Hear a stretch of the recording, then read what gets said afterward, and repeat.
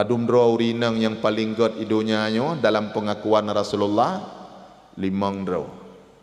Wanita terbaik di dunia sepanjang masa 5 dra. Pertama, Khadijah binti Khuwailid. Yang kedua, Maryam binti Imran, mak Nabi Allah Isa alaihi salam. Malah sebagian ulama yang mengakunya Nabi, tapi dalam pendapat yang kuat hana Nabi urinang. Yang kelima, Asiyah binti Mazahib, perumah Fir'aun.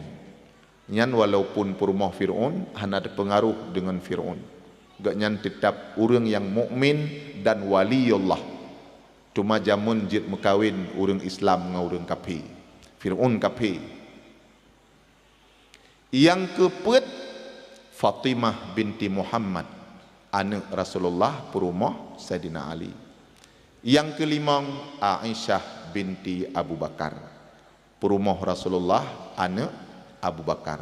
Nyan 5 drawanya wanita terbaik di dunia sepanjang masa. Yang puntat Siti Khadijah